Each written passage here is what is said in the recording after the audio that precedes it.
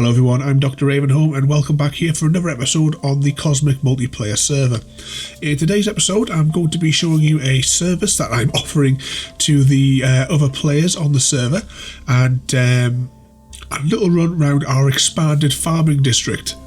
So first off, you'll see behind me here we have a storage warehouse because our farms have been producing a massive amount of resources, more resources than we could possibly need.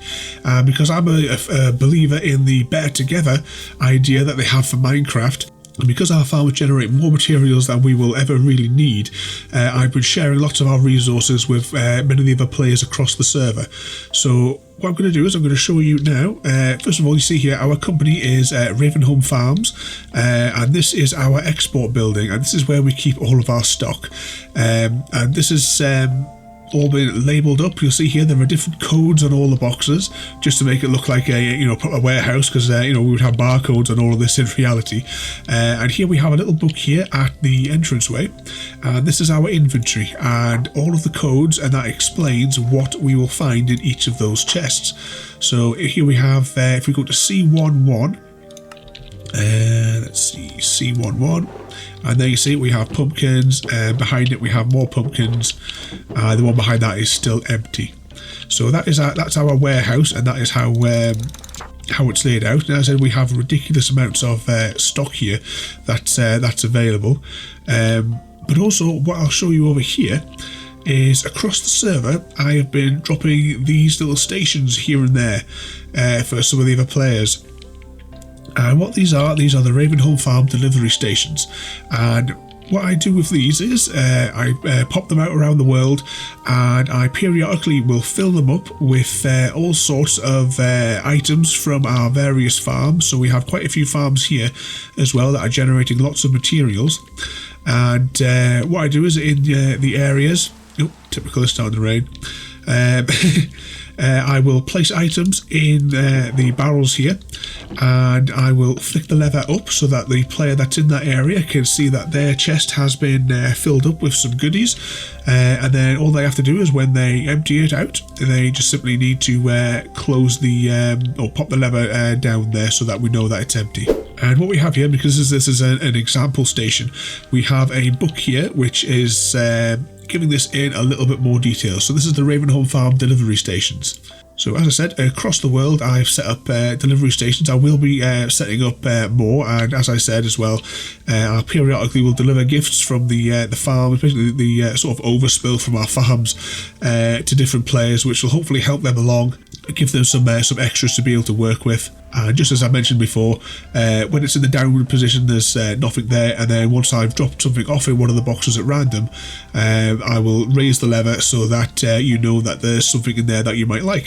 All of these as well, I should say, are completely free. These little goodie baskets that I'm dropping off around the server. This is just me giving the extra resources from our farm to the other players.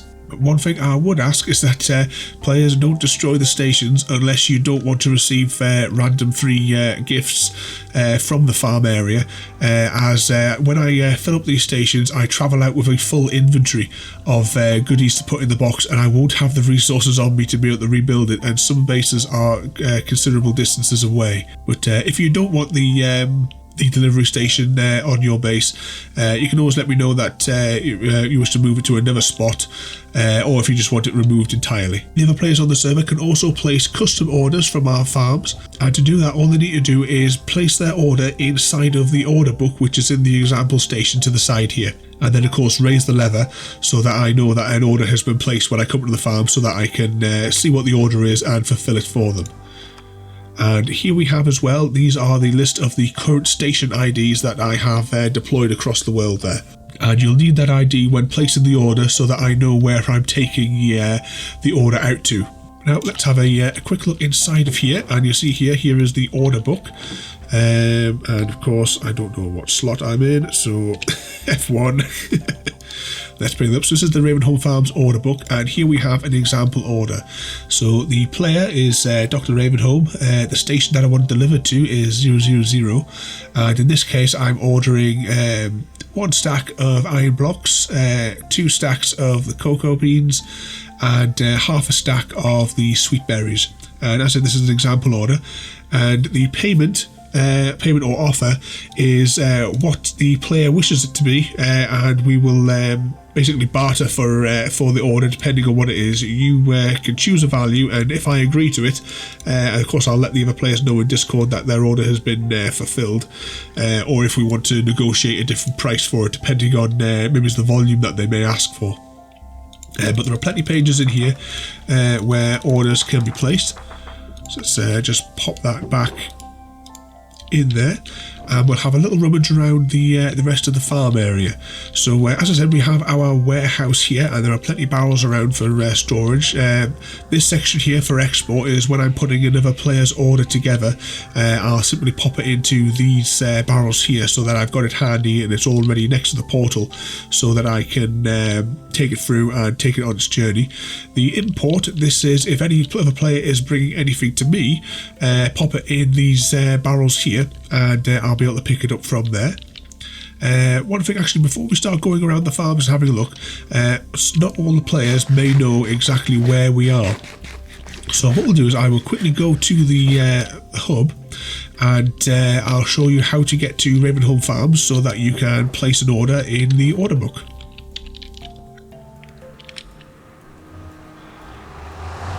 So to get to Ravenholm Farms from the Nether Hub here, you want to come to the south side, and you want to take the southwest tunnel here. You'll see all of the logs here along the line here, and this is for the Ravenholm line and Emity's line as well. So just hopping in a minecart here. More minecarts are available if you tap that button in the middle there.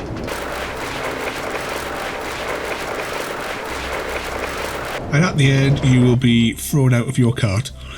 To get to Ravenholm Farms, you simply come through this portal here to Dr. Ravenholm's farming district. You can also use this side of this portal, because this portal is a dual portal. If you come on this side, you will end up at Ravenholm Farms. If you come through this side, you will wind up at the end portal. I could move this technically over 1 block, but it fits nicely on this little shelf here for the raised platform. But anyway, let's head on through here.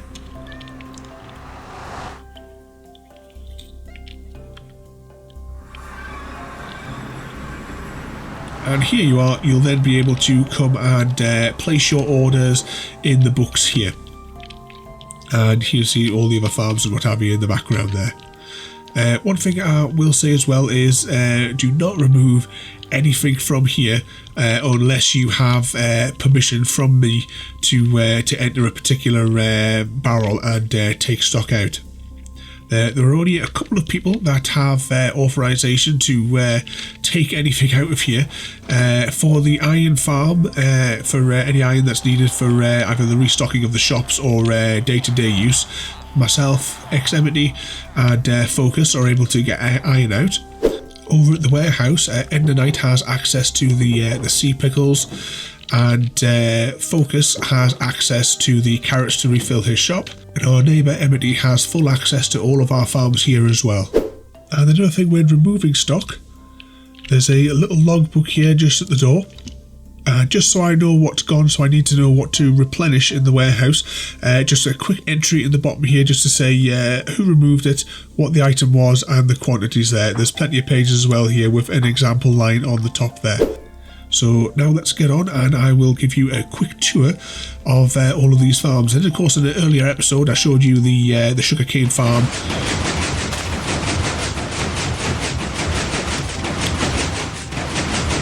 And this noisy monstrosity that hammers away there and produces both sugarcane and the bone meal.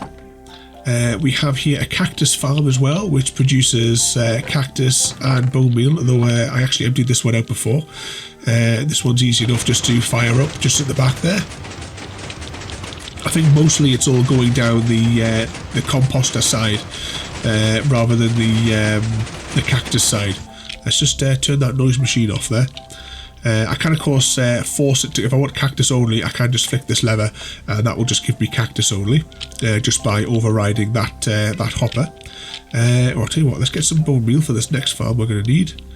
Yeah, that should be enough, just for a 2-second demo.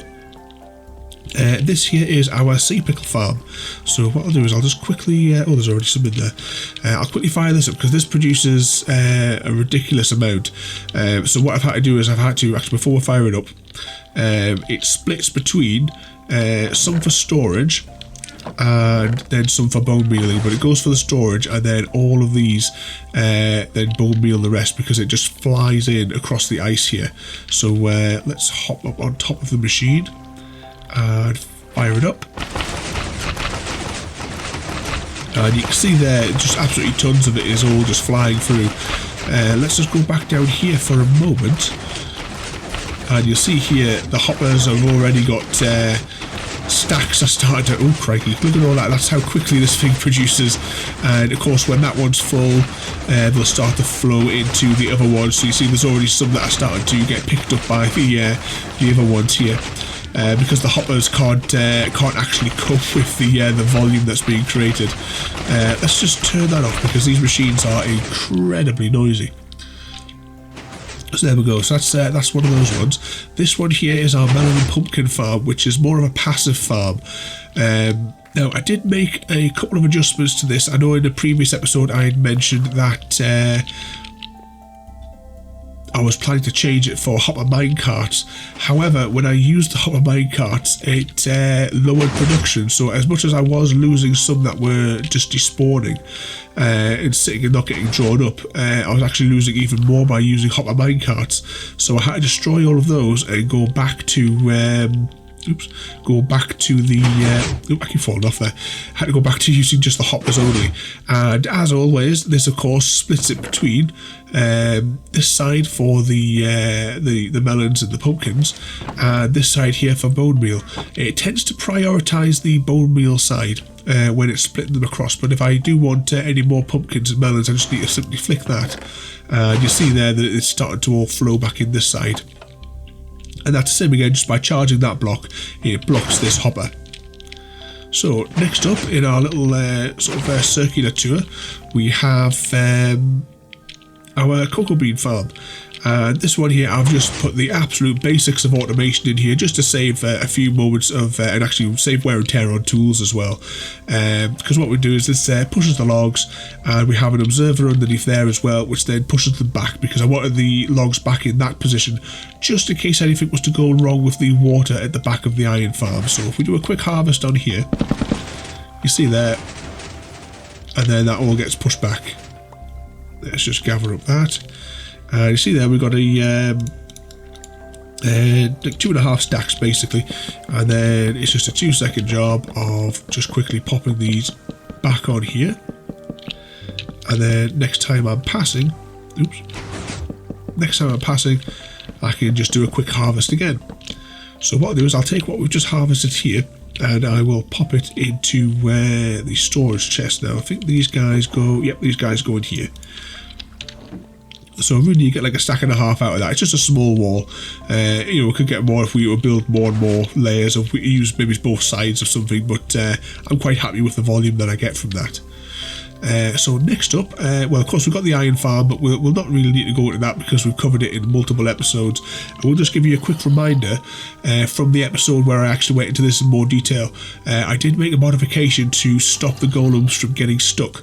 And that was by moving the fence gate out by 1 block and replacing the gap there so that we have almost an air gap with the signposts. So we have the signs on this side, and then we have some at this angle and some at that angle to stop the water from flowing over the side there.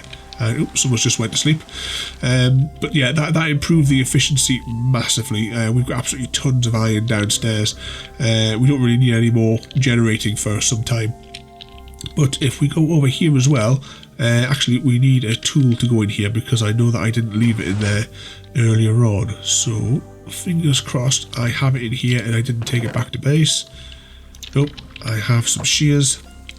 Let's hop into here and I will show you what we have in this little out of the way, tucked away little cavern. If we go down here, for our Halloween build, which I'm not quite sure what the date of the this episode here going out, but I do have already uploaded and scheduled for the past 3 weeks, I think it is now, is a Halloween episode, and I needed lots of vines, so unfortunately the shop in the town was out of stock at the time, so I quickly had to make this so that I could get some vines. And with this, it's a case of making sure that you always tap the bottom one in each one going up, and we just do that and we can get lots of vines. And it's quite a slow one to regenerate, but it will regenerate and we can get some more there. And if we go through here, yep, we just have a handful there. So just from those couple of little taps we got 18, which it was good because I needed the mossy blocks for our Halloween build. Yeah, so this is our vine farm. So let's hop now up here. We'll pop those into stock shortly. We will circle around the farms a little bit more. Here we have now, as you saw a moment ago, we are now able to sleep on the server. So I no longer have need of this guy to remove the phantoms from me by killing me. And we can actually get on with actual work and do lots of other projects, because we are now able to sleep and we're not having to spend 5 minutes of working followed by 15 minutes of nighttime hiding from the phantoms, which is brilliant for actually being able to play in a more comfortable environment. But let's just rearrange that there. And next up we have our just mini farm here for the cows, for the leather. So actually we'll put this through a cycle, and we'll take that wheat out of there, and you can see there we're getting a little bit of the steaks and a little bit of leather. And then we will go up here and we will give these guys a quick breed so that the babies can drop down.